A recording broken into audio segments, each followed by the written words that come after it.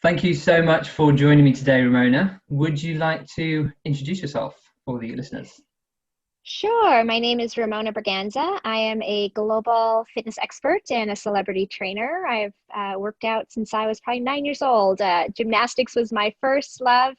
And I am now a trainer to a lot of actors that are on different movies. I have a 52-foot fitness trailer. That's usually what we use when we get on a big movie job. And right now it's a bit hard to do that.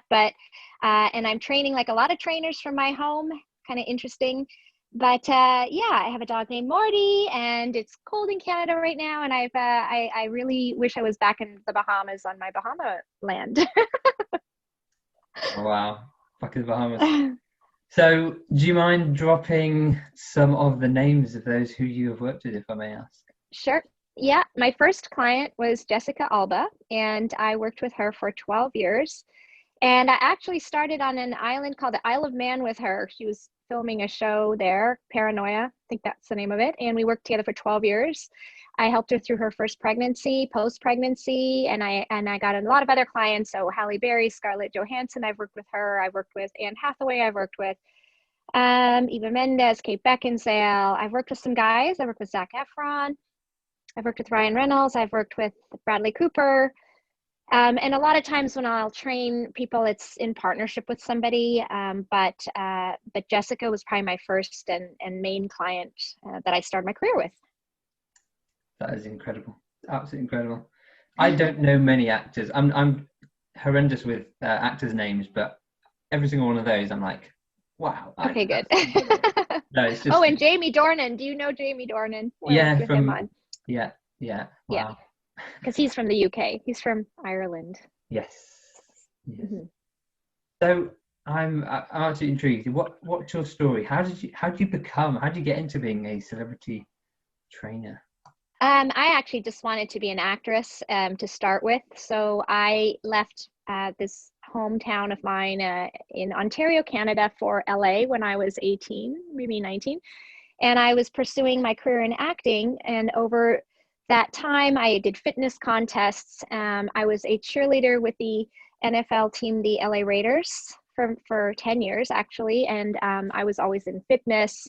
And then I worked in a gym. And while I was working in the gym, not as a trainer, but as a waitress, because it was a very fancy gym called Sports Club LA. A writer would come in there and sit in the corner and write his show. And one day he asked me, he said, I have a young actress. She needs to do some cheerleading moves. Can you help me with the language, And I said, yeah, sure. It's fists and blades and high V and low V. And then he said, well, we're filming in Hawaii. Would you come to Hawaii and be the technical advisor on the show? And it was Jennifer Love Hewitt.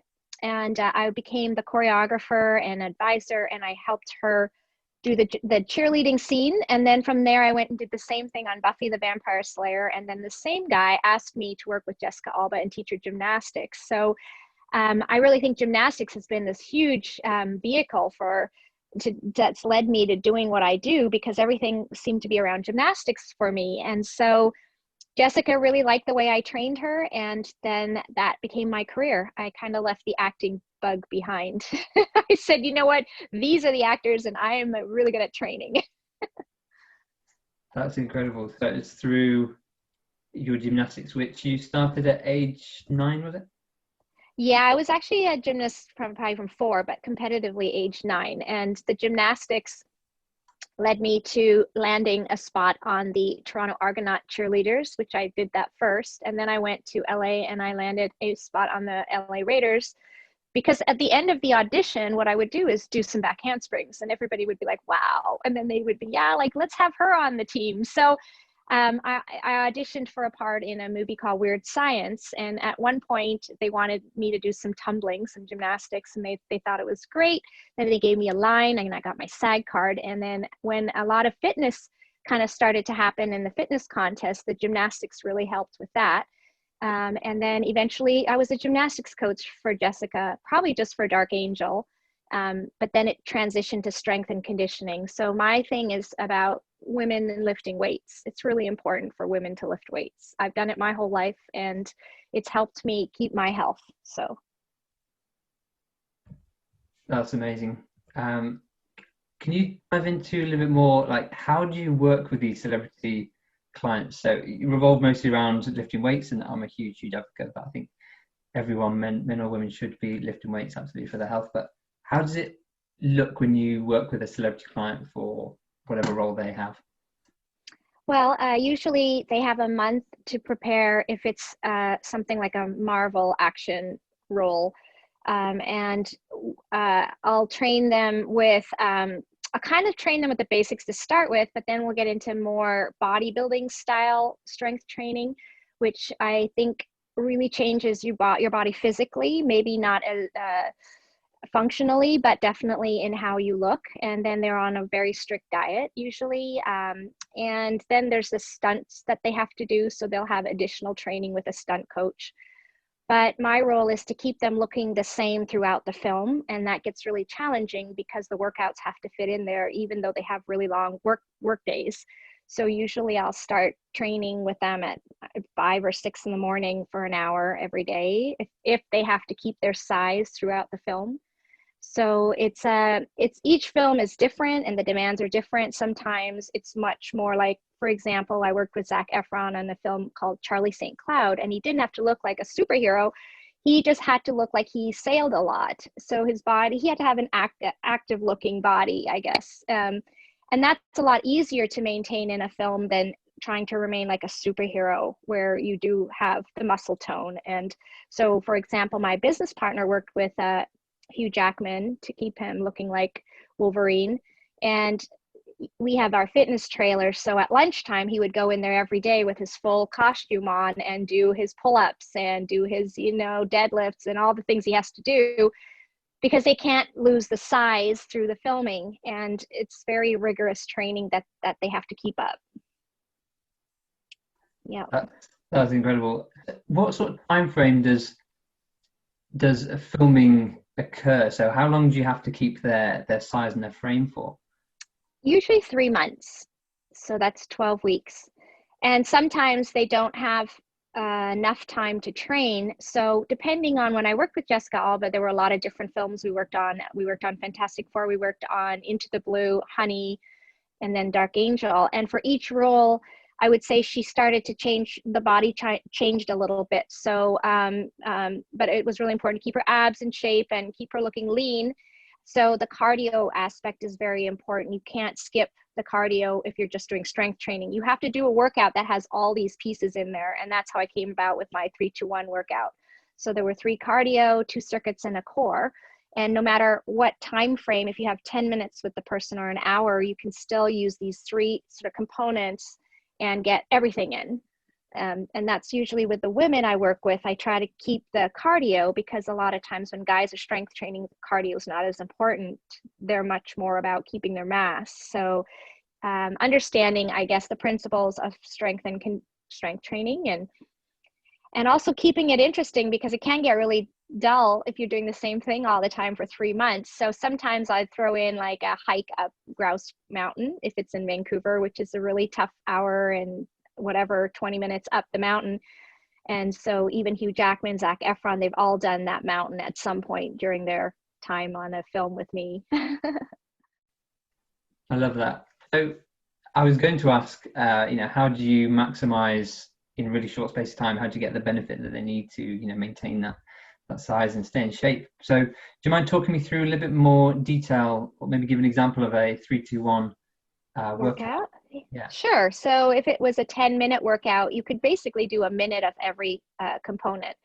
If it's so the 3-2-1 is 3 cardio. So you start with a cardio, whether you want to do 1 minute or 2 minutes of cardio, and that can be hit style, or it could be just steady state. And then you would go into 3 exercises in the first circuit. So I do 3 exercises in a row, and I usually have a leg and an upper body. So if it's a chest day, it would be chest, legs, and then a tricep. And those would be the 3 exercises. And you would do that 1 to 3 sets. And usually you take a break after the first 3 exercises. So you don't take a break until the end of the 3rd exercise. You take a 30-second rest and then repeat it, and then repeat it. Then you go back to your cardio. So the cardio, take the intensity up a little bit more, maybe 1 or 2 minutes, and then you'll do 1 more circuit. same body parts, but different exercises, targeting different angles, different, so you kind of have to figure that out before you get to the gym, but it's super easy. And then one more cardio, and then at the end is your core. So 3 cardio, 2 circuits, and 1 core. Wow, that sounds quite intense. It's good. It's hard when it's an hour workout because your cardio is 10 minutes, and that's a really, to do that 3 times, you're going to get your 30 minutes of cardio in, but it's all broken up. So it's not 30 minutes straight. It's 10 minutes, 10 minutes, 10, and then your circuits go in between. Okay. And I like that. So it's kind of, rather than doing 30 minutes of cardio in one go and the sort of intensity and drive being lower, you split it all up into kind of manageable chunks. So the relative intensity at every stage can be higher. Yeah. And you can change your equipment. You could do a treadmill, you could do a bike, you could do a rowing machine, you could do your own body weight. I think I like variety. It's important to me too. And then also keeping your intensity up. And it's hard to keep your intensity up 30 minutes in a straight go. And they're finding now that the shorter bursts are actually better than a long endurance, unless you're an endurance athlete. Mm-hmm. That's amazing. Wow.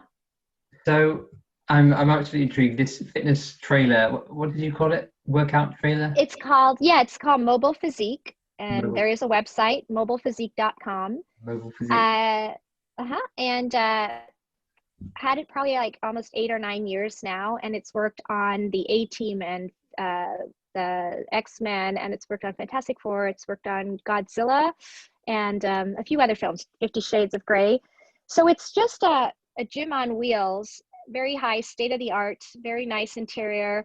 It has floor to ceiling mirrors, it's got squat rack, and it has a heavy bag, and it has a Pilates reformer in there, and there's weights, and it's an environment that if we bring it to the set, the actors can train in there whenever they have a break, whenever they want their session to be. And myself and my business partner who own it, Ian, we'll accommodate the training. So as if they know that they want to train at 4 o'clock or 3 o'clock or lunchtime, we're actually there. We'll open up the trailer, we'll get it all fired up and ready, and then we'll do the session in there and close it up, and it stays with the production wherever they go.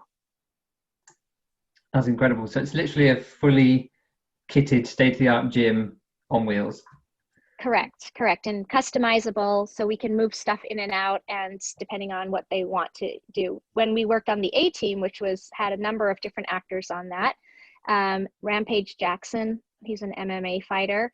So we had the heavy bag in there, and there's nothing, we weren't training him, but he liked to use it. So that was good. And then the reformer is really good for, what's her name? Dakota Johnson used that quite a bit on 50 Shades of Grey. And yeah, it's just a nice way to have an extra side business for me as well, because it's not my only thing that I'm doing. It's got that, and then my brand. And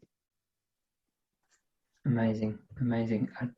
I love the idea of this gym that's available whenever you need it, but it's fully kitted out. So am I right in thinking Hugh Jackman would literally, as he's dressed up as Wolverine, would literally just go into the trailer and do a workout like that?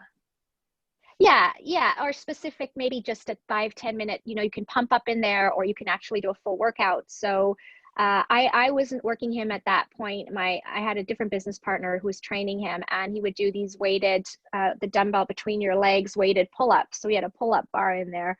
And a lot of times I think it's a mental thing too. You pump up between your scenes, and it makes you a bit more aggressive if that's your character, or if you need nice arms for a scene, you could do your push-ups and stuff. And at least it's a place. And right now with COVID, it's very good because it's very safe. So it's a very secure place for the actors to go and work out on their own, since gyms aren't open a lot of times.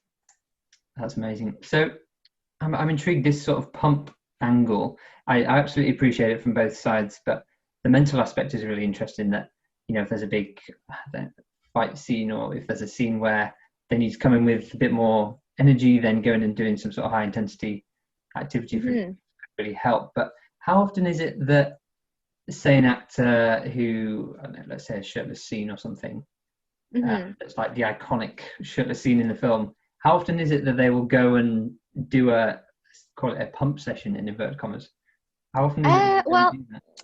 I think I've seen it quite a few times. So sometimes dumbbells will be on the set and actually very close by where their chair is, and they can do some push-ups mostly, or if they want to do some bicep curls, or it's usually not a leg exercise. I found guys don't really care about their legs, which is really crazy because that helps a lot. So, so anything like that, I think, like you said, it's a mental thing too. You're really going to, the testosterone starts to go. You feel like you look the part because that's really important. And you do pump up, the blood gets to all the muscle tissue. So you do look very chiseled, and that makes them feel a little bit more empowered and confident, I think. Yeah, interesting.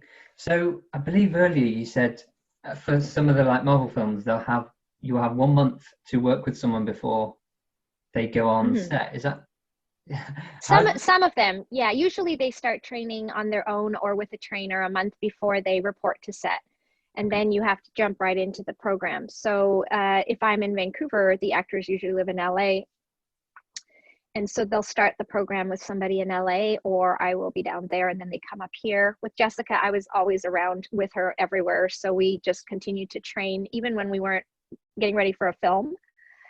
So really, it depends on, I suppose.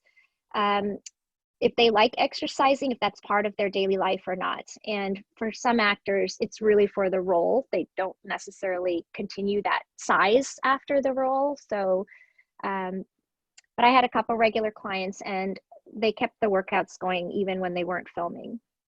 how does it work that last month? Is there a specific, do you kind of change the way that they're working out to really refine and hone to get the most out of them in that final month? Yes, the diet is very unforgiving. It's a very strict diet. And I think by the last month, if they've been training a couple months, they're able to lift a lot heavier, do more sets. And that makes the difference because the more weight you add that you can handle, you tear the fibers more, they get built back, they're a little bit stronger looking. So the longer you train with weights, you're always going to look better. So that final month, it's not like we change it overly with the technique, but we do load it up and we will have the full hour workouts 5 days a week or 6 days a week, usually 6 days. Yeah. Interesting. So does it change more to say supersets or trisets or reduced rest pause sets or anything like that to get in additional intensity Yeah, with you it? can do, Or yeah, supersets, probably unilateral training a bit more, and the resting, it depends on what they're doing. So if I've had somebody like Ryan Reynolds, he would do a lot more sets and lift a lot heavier, so his rest was longer. That's the typical bodybuilding way. And if it's more an athletic look, you can do more unilateral training. You can do a lot more. It's supersets because you're not really looking for the size. So yeah, it's not too intricate. It's just formulas for the specific person. If they're shorter or taller, what their body's like, you have to look at that. And sometimes depending on what they're going to show. So usually at the beginning of a film, they'll shoot the scene that they need to look the best for, and then they'll insert that wherever that goes in the film, because perhaps in a month and a half getting to that scene, they may not look like they did at the beginning of the film. So they shoot all the body stuff sometimes at the beginning. that's fascinating. That's so interesting. Um, I feel like I get the inside scoop on how these films are done. It's amazing. So let's say with Ryan Reynolds or something, is there a particular, say, focus points? Maybe is it like shoulders or like lats that a workout routine or kind of schedule will revolve more around to really kind of emphasize certain points? uh, so I started training Ryan on Blade, and then I had another person take over. I was actually called into another job. And it was, like I said, a typical bodybuilding type program. But what most guys don't do is train their legs. And that's a huge mistake because the legs really help with all over. And so when we got him kind of started with the squats, with the squat rack, he was lifting very heavy. I can't even remember how much, but definitely at the beginning of his sessions didn't lift like that. And by the end did a lot less reps, but did really loaded it up. And his legs, which are hard to, or a lot of guys hard to get quads, kind of bigger quads and bigger, you know, calves and all, it really helped in the overall physique. So when you see somebody with broad shoulders and all, you've got to have the balanced legs as well. You can't just have skinny legs and then just work on the shoulders and the arms. It's just not good. And working with the guys, even Jamie Dornan Evans, when I've worked with them, they have a very set routine that I'll come in and do legs. And that's something new, and it's something hard, and it takes a lot more energy for them, but overall they look better because of it. So yeah, not sure what the question was, but hopefully I answered it. No, it's awesome. So I'm curious. So the deadlift for me has always been a move which some people say, oh, put it on your pull day, put it on your kind of back workout. Some people say put it on your leg day. You know, you work in the glutes and hamstrings. Where would that sit for someone, or is a deadlift even something that you would use with a client? I love deadlifts all the time, even, and especially for women. If I'm doing a 3-day split, it'll be of course on legs day, but because I kind of don't want my women to look like bodybuilders, I want them to look just nice glutes and nice hamstrings. I'll do legs, like I said, every day, every workout I add a leg exercise, so it doesn't make the legs that overused and sore, because that's the thing too. If they're on a set walking into a scene, you can't have them walk funny because their legs kill them. So I try not to do that either. So I love the deadlift. I think it's an excellent exercise. I know my genetics, I have a very flat butt. So if I didn't do deadlifts and squats and lunges, you know, you want to keep your glutes really looking nice. And so I love the deadlift myself. And it's a great program for guys need to do it for sure. Amazing. Interesting. That's such a great point. Like if I have a proper leg day, you know, if I'm in the gym and I go in, I come away feeling really happy with myself. The next day, I'm not walking right. I'm not. No. But you can't have Ryan Reynolds coming onto set stumbling all over the place. Because he can't take a step. Yeah. So I guess the difference with being a celebrity trainer versus being a trainer with helping the population, our thing is specifically for their looks and then also for their function on acting on a show. You can't injure them, so you can't do some daring moves that you might want to do with other clients. A lot of the specialty tools like BOSUs or TRX, we stay away from a lot of those. There's not a lot of time we have with them, so when we get them, it's usually weights that we're doing, or boxing moves or something like that. That's really interesting. So I guess kind of simplicity, simple, yep. compound. Yeah. Yes. And they get a lot of exercise with their stunts as well. And so they're always training stunts. So you've got to realize that you're working actually in partner with another group of people who may be doing a lot more intricate, stunt work. And we just want to make the body able to handle some of the movements. So strong enough to be able to be in a plank, or strong enough to able to do a jump or whatever, but not training that necessarily. So we don't really train plyometrics, and we don't really train all that. That's usually the stunt department, or they can do that later on their own. Very interesting. So I want to ask then, how much focus do you put on recovery? Because obviously they're training a lot, they're on the set a lot. It sounds like a lot. One day. It's a day off. Their Sunday usually is off. If they're on a regular movie, it's 5 days a week of shooting, and sometimes 6 if they didn't get all that they needed to. And so if we're training them 6 days a week to really look the superhero part, you have to give them that 1 day off. And that's pretty much the schedule that they would do. Now on a regular TV show, I have an actor right now, he's on a regular show, and for him, it's really just maintaining his health, and 5 days a week, he wouldn't do 5, he'd probably do 3 or 4 days. So this is just not for the role, it's just for his own health. So you have a lot more rest time. Okay, interesting. So is there any, I was going to say, is there any active recovery side of things? But I guess the time is the biggest limitation here. If they've got time to work out, they need to be putting in the work to maintain their and I work with actors too. If there's they're absolutely exhausted, then I'll pull the workout back and do more of a stretch for them, because the stretch can really be beneficial. And I feel it out kind of how I go, and you have to really be, that's a big thing about being a trainer. It's really about your client and not about your program and your will. And I've got this prepared for today. And then you get there and they are exhausted and you can't make them do your workout. You really should pull it back. And sometimes I'm even giving massages. So whatever works for these people. I love it. I love it. And that's such a great point. It's always client centric, right? If, as you say, if they're too tired to do the workout, there's going to be no benefit in them doing the workout, because they're going to risk injury and all sorts. So yeah, brilliant.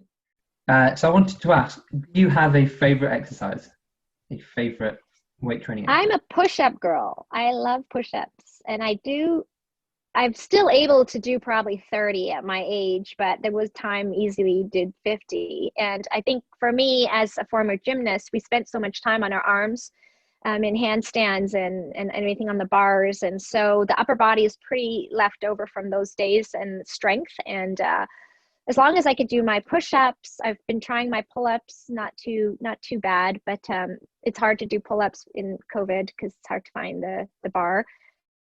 But I think as long as you know, it's a functional move too, push yourself up off the ground if you fall, all that stuff. So push-ups, and then I do like legs. So I do a lot of lunges and walking lunges, squats, but always with weights. Awesome. I'm enjoying the push-up too, especially with being at home. There's limited things you can do. But, yeah, true. Awesome. Okay, I'd love to ask, what is one common myth about your profession that you would love to debunk? Okay, a common myth I would have to say is that trainers are just there for the physical aspect of a client. So you're there to give them the meal plan and you're there to train them, but we don't deal with all the emotional or the mental state. And I think that that's where things are going to change, because mental health is really becoming a big part of understanding that, you know, if your mind's not into something, you really can't do the exercise in 100% effort. And I think trainers should know more about dealing with clients, and maybe you're not going to be their therapist, but at least lend an ear. Half the time the client wants to just sponge out all the stuff and just talk about it with somebody, and you're a trusted person in their circle. And you don't have to give a lot of advice. I think it's just let things work itself out and let them talk to you and tell you about it. But what I like to do is get that over with at the beginning, because once I'm in the workout, I really like to keep it moving and not be stopping and talking and stopping and talking. So that's a big thing too. When trainers take too much of that in, that's almost, that professional line gets a little fuzzy. So you want to make sure you do enough for their mental health, but not overly where it's even affecting you maybe. Amazing. That's such a good point. Yeah, I mean, they could come off set and have just had a terrible 20 takes of something and be in a really bad place, and they might just want to shout it all out before they have their workout or something. So and usually this is probably for me for regular clients more so than maybe the actors. The actors are very focused when they come to you, and they're usually very they don't want to share all the stuff, but I think if a trainer's training a client, that's a really important. So whether you're a celebrity trainer or just a trainer, it's just that's what my philosophy is. Okay, awesome. What is the most powerful change you've made to your health, Ramona? I have to say that for my health, because I've been an exerciser most of my life and I've eaten a certain way most of my life, sometimes it's a motivation. So what I do is I like to find activities that challenge me mentally. And when I get in a place where I'm feeling like my routine is boring, I'm not making any changes, then I'll throw in some activity that also challenges my mind. I remember when I turned 45, I was just really bored with my routine, and I was just, oh God, and I'm turning 45, and I kept seeing Kilimanjaro here and there popping up. Jessica Biel was going to do it. I saw the magazine with it on the back cover, and I thought, I'm going to try Kilimanjaro. And I knew it would be the hardest thing I've ever tried, and it was.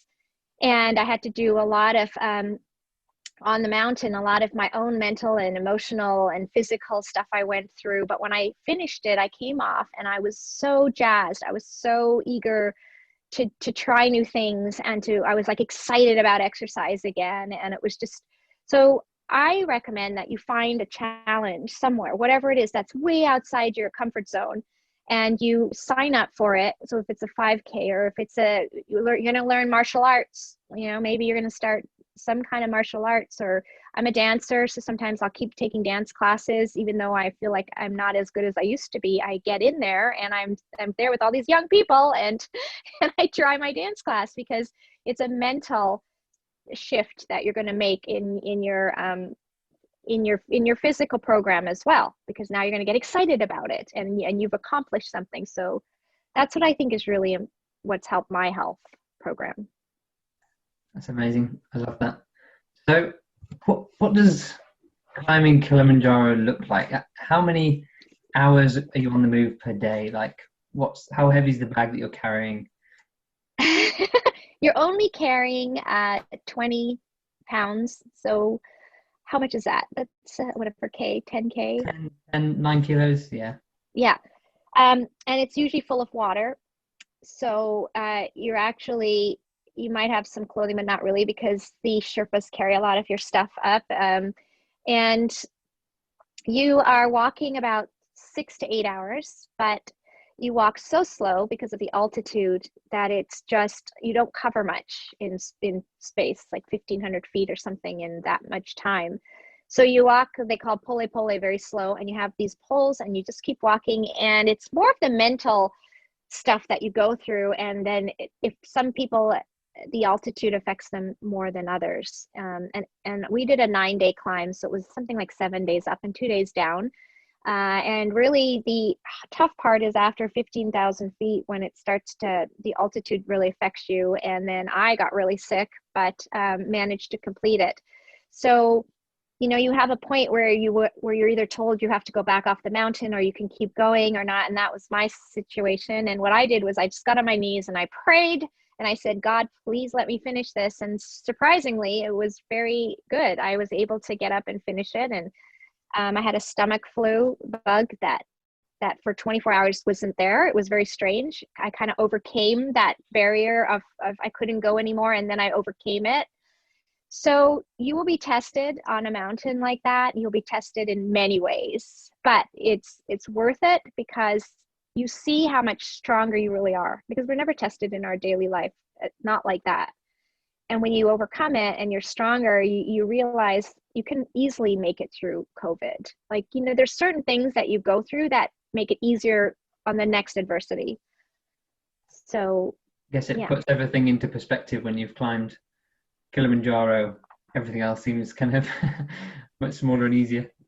Well, you have more patience with yourself. You are more resilient because you've slept in the cold, and you're more outdoorsy. I get you're just more the elements. It doesn't freak you out like it did before. And we're asked to stay in our home, and that's our biggest worry or hardest thing we were having to do. It's just kind of, if you look at the big picture, is that really that hard? We just have to do it. So anyway, I'm not making COVID sound like it's nothing. It's very mentally tough, but that's what the mountain will do. It'll toughen you mentally in your mental health. That's so interesting. I definitely agree. COVID is so much more a mental challenge than anything. Just not being able to see close friends and family as much as we want, not being able to get outside as much as we want. But climbing Kilimanjaro, I would never have thought of it and considered it as so much of a mental challenge. But I guess if you're covering such short distance and the oxygen, lack of oxygen, really. Do you know how much less? It's 50% less. 50%. When you're up at the last few days and you're about to summit, you're working on 50% less. And I shot a video for the whole thing. I shot our group and edited it and gave it to everybody at the end. And it had the whole journey up. And there's one part where I can finally see the mountain. For the first few days, you don't even see the mountain. It's out there, but you're going through all kinds of jungle and then different plateau areas. And then you finally come on this lunar landscape part of it, and then you finally see the mountain, and I'm going all the way from here to there with 50% oxygen. So right there, it's just every day, you know what, you take one step, and you're one step closer, but you're also not looking ahead, you're just looking at the steps in front of you, which is very good for mindfulness. It starts to put you in like, let's just live for right now, because this is what we have. That's amazing. Wow, it makes me want to go and climb something like that, but also makes me a little bit wary that, I really hope I'm cut out for it, in a way. But yeah, you have Ben Nevis there, I think, right? Ben Ben Nevis. Yeah. I've done a few of them in the UK. I have climbed tall mountains in Scotland before, and I can definitely, now I'm thinking more about it, empathize that you see it and you're like, it's so almost intangibly far away. Mm-hmm. You literally just have to think, it's going to hurt. It's just going to be one step, and a few hours will pass and we'll eventually get there. But yeah, that's amazing. That is amazing. So I'd love to ask, if you could get the entire world population to do one thing every day, what would it be and why?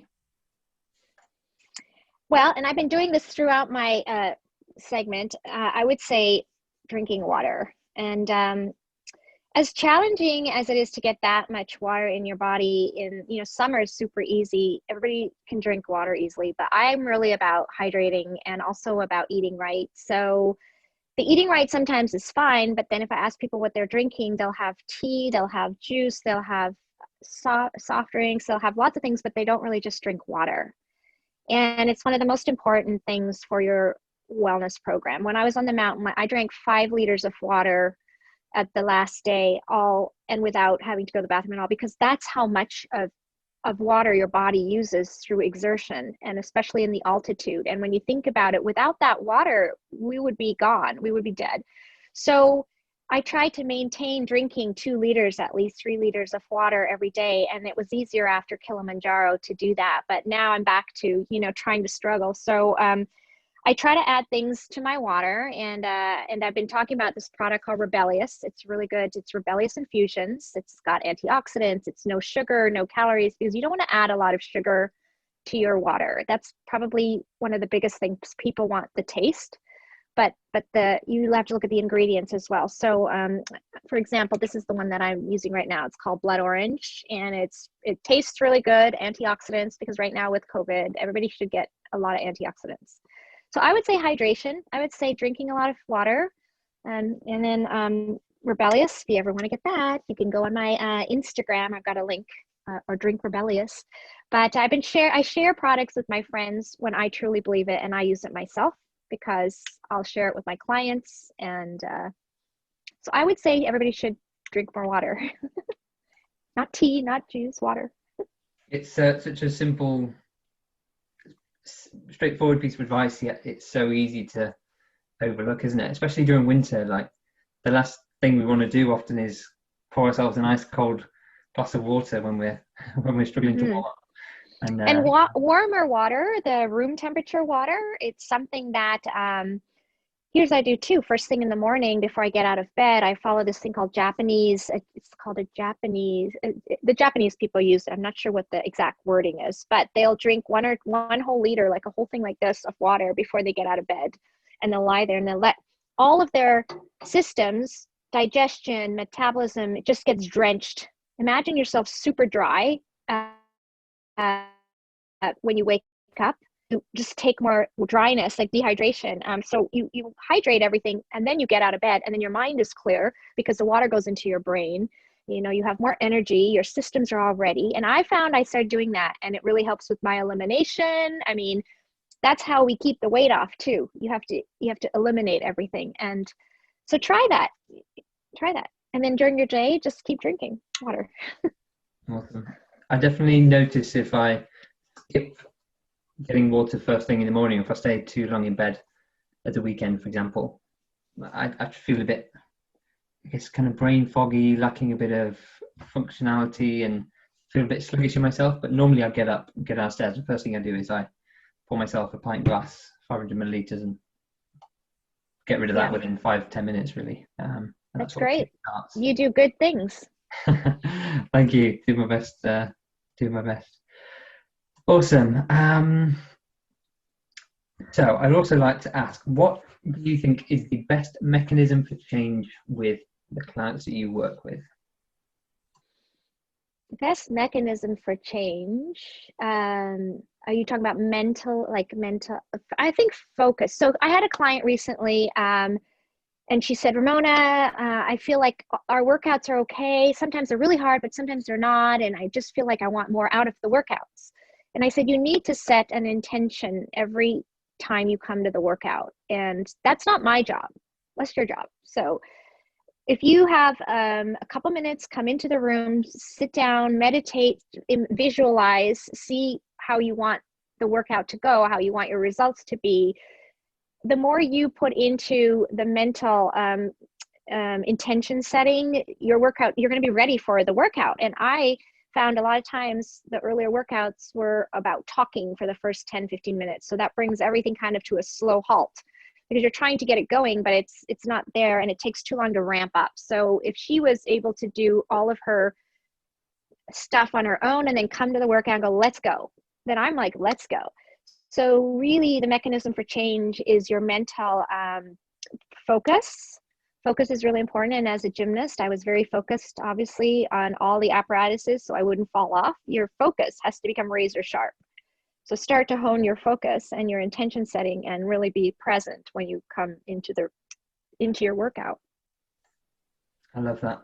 I love that. I can empathize, because I have much better workouts when I go to the gym. And I think part of the reason for that, obviously the equipment's better and stuff, but it's only about a 5-10 minute drive, but I'm driving there. I've got that time to really set my intention. I'm going to spend the next hour and 10 minutes working out, and then I'm going to drive home. This is like set out. So I always get in there and have a pretty good workout because my intention is set. So that really resonates. Yeah. So if you think of like athletes, you don't have to talk to them about that. They are at that level. And that is because every time they trained for their sport, the coaches demanded that. There's a lot of other people wanting that spot. So you're going to do a little extra work on yourself. And when you get there in the presence of someone who's going to coach you, they're there to make it even better. So you actually have to do some work before you come there. And that's, I think a lot of people will show up and they'll be expecting the trainer to get them to that level. That's not why you hire a trainer. The trainer is actually going to get you past that. So it's almost, sounds like the way you're describing it, it's almost like a habit that people can start to develop. So athletes have it because they have developed it over lots and lots of practice. But if you start to practice the intention prior to a workout, then down the line you just find that when it comes to the time of workout, you can get amazing. And martial arts, I think, is very good at creating that atmosphere. The minute you walk into a dojo, you're in the sacred space now and you're focused on what we're going to do. And so it's the same with going to your gym workout. If you have a space in your home that is your gym space, perhaps that's only used when you're ready to, you step in that space and you're at the right place mentally, and then you'll find the energy to get through it. And don't make your workouts so long that you're dragging through. Like, make it a half an hour, but make it intense. Ramona, what are you curious about right now? Oh, curious. I'm curious to, I guess, just to see how this new fitness world is going to look post this pandemic. It's shifting so much. I still think people like to be one-on-one and in person with their trainers, and the gyms will always have a place. They will open up and they'll always be, because some people just don't want to do it in their home. That's just not motivating enough for them. But I'm curious to see how things turn out after this pandemic kind of subsides and we go back into whatever we're going into. So the future is very interesting to me. Yeah. And I really think that in me personally, there's a rise in my spirituality, and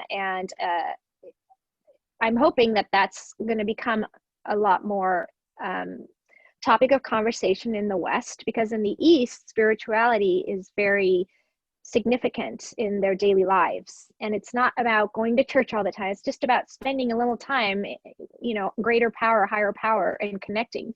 And in the West, we've never really done that. We're about productivity. We're about more of the mental stuff. And we're not a total wellness package if we don't address that. So I'm curious about how to see if that's going to change a little or evolve. That's really interesting. Do you think part of that derived from your Kilimanjaro trip? Do you think that maybe accelerated the spirituality? That and a few other things that have happened in my life. When I've had adversity, when I've been at the bottom of my, lifeline, and kind of I've turned to my spirituality, and even through COVID, it's helping me get through COVID, because it allows me to release control of what's happening. And we aren't in control right now, and trying to fight it isn't going to help us. It's almost understanding that what will be, but we have to keep going, and we have to keep ourselves healthy. And we can't, it's like that mindful moment thing, living in the moment becomes a lot easier because we give it up to the forces. And that's kind of how I'm handling adversity right now. Mm-hmm. Amazing. Yeah, I think there's a lot to say for releasing or trying to control things that are outside of your control is just a waste of time and energy, I guess. And fear too. Fear is something that, and I have faced fear on the mountain and in my own struggles of things. And when you face it, you actually are able to control the emotions that goes with it. And you go, okay, and then you let it go, and you're just not afraid anymore. Not like you could be. And I have a lot of people around me that talk about the disaster of all this and the fear that they feel, and you can see the stress, and you can see their blood pressure going up, and you can see the disease beginning, and it's like that's what's going to happen unless you control your fear and breathe. And meditation helps, breathing exercises, and just maybe not listening to the news as much, just letting it it's there all the time, and you can choose to listen, or you can choose just to live in this moment right now and do something else. That's a great point. That was something I was just discussing last week on another interview, was people watching the news and just sets us off in a kind of bad, negative mental state. So amazing. Ramona, where can people find you? Well, everything is attached to my name, Ramona Braganza, Braganza. And I'm at Ramona Braganza on Instagram, on Facebook. I'm also have a fan page, Facebook 321 Fitness. And I have a website, ramonabraganza.com. And I have a charity I started in India, which helps girls saved from trafficking become fitness trainers. So we have 321empower.com. That's the charity website. And I think, I have Twitter, and then LinkedIn, Ramona Braganza. Incredible. Well, this has been so interesting for me. Thank you so much for coming on the show. Really appreciate it. Thank you, Alex, for having me.